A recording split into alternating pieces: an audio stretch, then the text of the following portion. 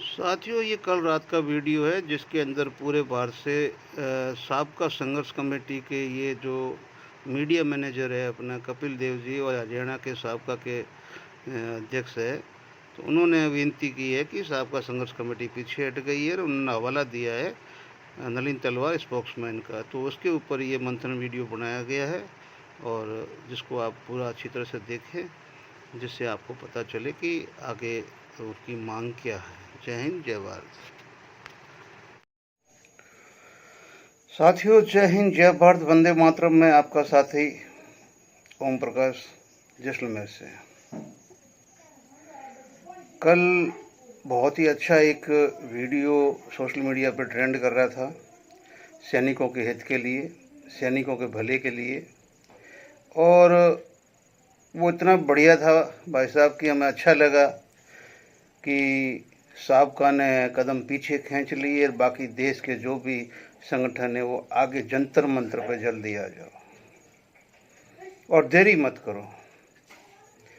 तो उसी वीडियो पे मैं मंथन करना चाहता हूँ क्योंकि उस वीडियो को काफ़ी लोगों ने देखा है और ये एक ही चैनल है जो हमेशा जंतर मंतर की वकालत करता है। बाकी कोई भी चैनल जंतर मंतर की वकालत करते हुए मुझे अभी तक सोशल मीडिया पे नहीं मिला। और ये जो चैनल है ये पहले मतलब साबका संघर्ष कमेटी का ऑफिशियल चैनल हुआ करता था और कपिल सैलानी चहार इनको हैंडल करते थे। अभी वो जब भी बोलते हैं तो पीछे जो नहीं लगाते हैं कि ये किसका, वो अपना खुद का नाम लगाते हैं कि कपिल चहार बोल रहा है अपने चैनल से। तो वो मतलब अपना साबका संघर्ष कमेटी का नाम नहीं लेते हैं। अब इसमें उन्होंने एक हवाला दिया कि भाई ये मैंने नेशनल स्पोक्समैन नलिन तलवार जो सबका संघर्ष कमेटी के हैं, तो उनके आदेश से मैं ये वीडियो बनाकर आप सबको ये बोल रहा हूँ।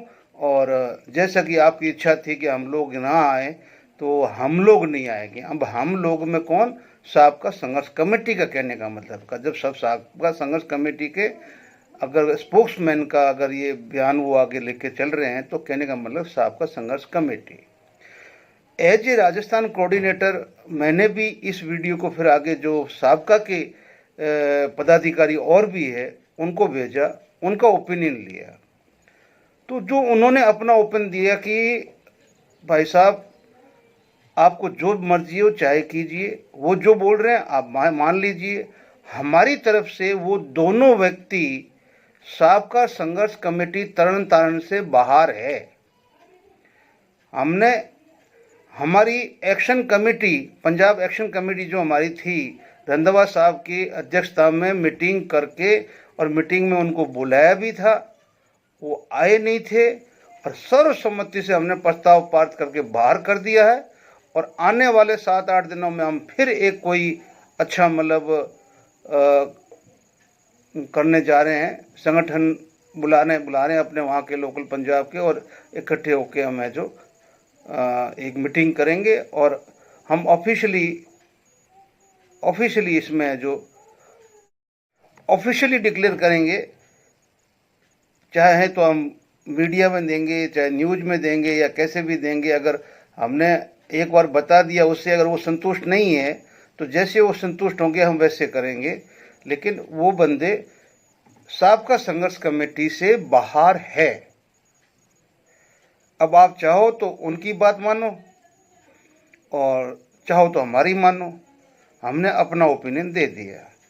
तो मैंने भी भाई चलो एज ए जैसे वो उनके हैं, तो मैं अपना राजस्थान में काम करता हूँ, यहाँ जिसके भी साथ में हूँ, तो मेरा काम भी है कि भाई हमें अभी क्या करना चाहिए। तो मैं बस उसी का रेफरेंस देते हुए देश के सारे संगठनों से कहना चाहता हूँ कि भाई इस प्रयास में कि सरकार को सबसे पहले अगर बनी है तो हम शुभकामनाएं देंगे। सरकार के सामने हम पिछला अपना सारा रिकॉर्ड रखेंगे। रक्षा मंत्री वही है, उसको सब पता है। उसके बाद में हम फिर एक बार मांग करेंगे कि हमारी मीटिंग कराओ, और उसके बाद में फिर अगर वो कोई बात नहीं मानते तो फिर आगे के लिए क्या करना चाहिए वो हम आगे निर्णय करेंगे। ये तो है एफईए का स्टैंड। लेकिन एज पर एफईए अध्यक्ष, मेरी उनसे 2-4 दिन से बात नहीं हुई है, लेकिन हो सकता है कि मैं वीडियो बना रहा हूं तो मैं उनको ये मैसेज जरूर दे दूं कि सर, जब तक आपके अलायंस हमारे एफईए के जब तक रिटर्न में नहीं दे देते हैं कि भाई हाँ, हम 5 दिन, 7 दिन, 10 दिन जंतर मंतर में बैठने के लिए तैयार है, जब भी हमारा समय आदेशित किया जाएगा हम जाके जंतर मंतर को संभालेंगे। तब तक कृपया मेरी आपसे हाथ जोड़ के विनती है कि ये स्टेप ना उठाया जाए। जब तक हिंदुस्तान के जितने संगठन आपके साथ में हैं, तो उनको है जो आप है जो सबसे लिखित में लीजिए, वो देते हैं तो आगे बढ़िए सर, नहीं तो ऑलरेडी हमने पहले आपने इसी साहबका के साथ में जाके अपने गले में सांप लिया था। इन्होंने क्या कैसे किया आपको पता है। फिर दोबारा दिग्गज वीरांगना संगठन हमने खड़ा किया तो सब साथ में थे, आज वो कहाँ हैं उसका भी पता नहीं है। तो बार बार एफई ने क्यों बदनामी मोल लेनी भाई। हाँ, एफईए अभी जैसे कि साहबका है, तो साहबका के अंदर जो 12 साल भर बैठे हैं, उस साल का बैठने के लिए उपलब्धियों के ऊपर उस पर लड़ाई नहीं है। जो लड़ाई है वो पैसे की है। पैसे की लड़ाई, उनकी आपस की लड़ाई, अंदर की लड़ाई है। बाहर का कोई संगठन उनसे कोई हिसाब किताब नहीं पूछ रहा है। हिसाब किताब पूछ रहे हैं उनके अपने अंदर के पदाधिकारी एक दूसरे को, और वो एक दूसरे को देना नहीं चाहते हैं। तो इसका मतलब कन्फर्मली हुआ है कि वो आंदोलन नहीं था, वो कुछ और था जो ये लड़ाई लड़ी गई इनके द्वारा, और आखिर में ये लड़ाई यहाँ पे पहुँच के ख़त्म हो गई।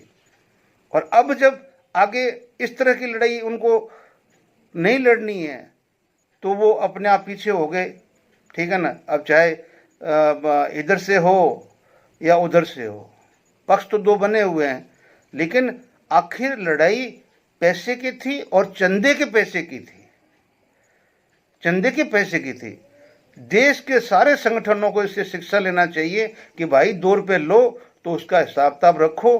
कभी भी कोई भी व्यक्ति आपका जो सदस्य आपसे मांग सकता है। इसलिए आप ये मत सोचिए कि कभी कोई आवाज़ नहीं उठेगी। साल भर सूबेदार प्रगट सिंह का नाम और पंजाब के हिसाब का और उनके स्पोक्समैन और उनके जो मीडिया के जो भी सोशल मीडिया के मालिक चैनल के कपिल सैलानी जी ने भर भर के 3-3, 4-4 वीडियो डाले और पूरे देश को जगाया। देश तो जग गया, लेकिन देश को ये पता नहीं था कि भाई आपका आंदोलन किस हिसाब से चल रहा है, आखिर उसका निर्णय क्या निकलेगा। कल के वीडियो में उन्होंने क्लियर बोला है कि 16.5 साल, तो 16.5 साल में 3 गवर्नमेंट आती है और उसमें 7 मीटिंग, वो भी पिछले रक्षा मंत्रियों की, अभी के भी।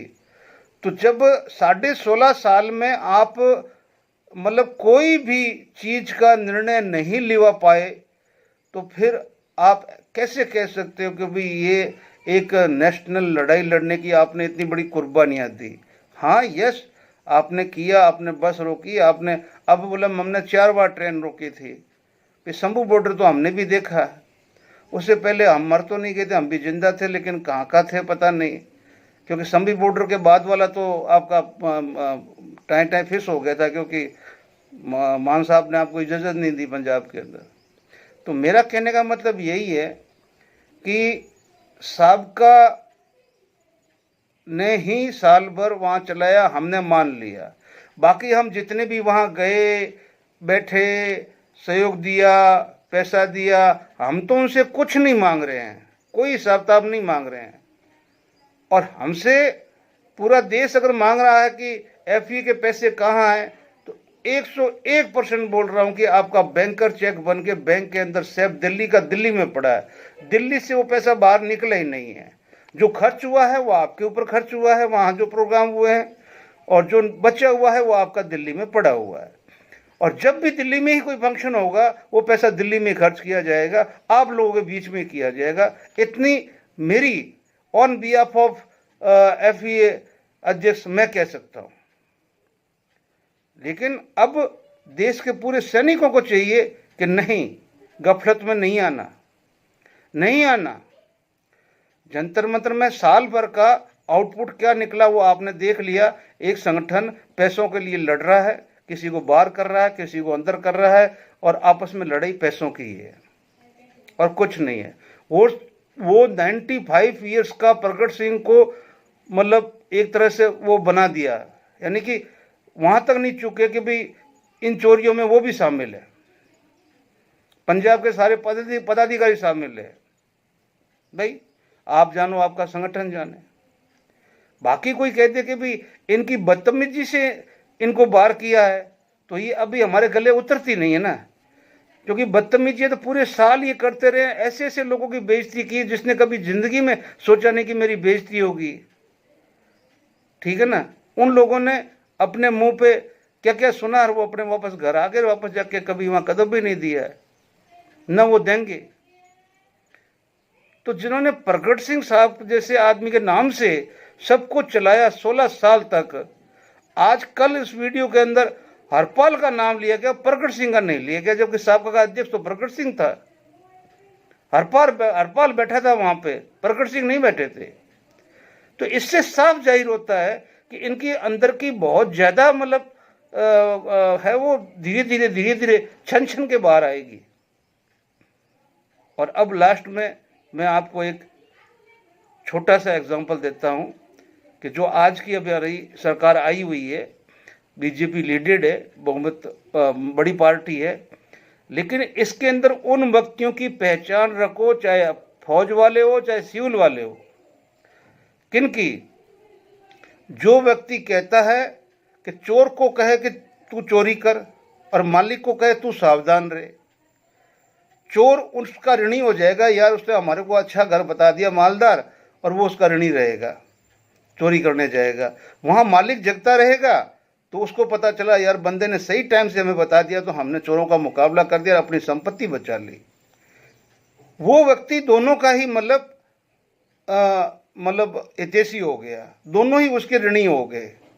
उसके खुद के अंदर क्या चल रहा है ये उन दोनों को पता नहीं, ना चोर को पता है ना मालिक को पता है। तो इस चीज को पहचानिए, ठीक है ना।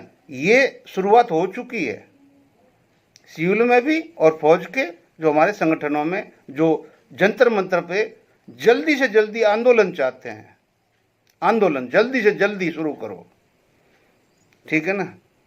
अब मैं इसमें एक बात और जोड़ रहा हूं कि भाई अगर आपके सारे मुद्दे कोर्टों में पड़े हुए हैं तो गवर्नमेंट उस पर डिसीजन ले ही नहीं सकती भाई। अब तो कोलिशन गवर्नमेंट है, क्या डिसीजन लेगी जब उसकी बहुमत वाली नहीं ले पाई, और आपके सारे के सारे मतलब जो मेन मुद्दे हैं वो कोर्ट में पड़े हुए हैं, सब कोर्ट में पड़े हुए हैं। तो फिर आप क्या फायदा है भाई जंतर मंतर में जाने का, बता दो आप ही। कोर्ट आदेश दे भी देगा आपके पक्ष में, तब भी सरकार मानेगी नहीं मानेगी ये वो सरकार के ऊपर डिपेंड करता है, पैसा देगी नहीं देगी उसके ऊपर डिपेंड करता है। इसलिए जय हिंद जय भारत।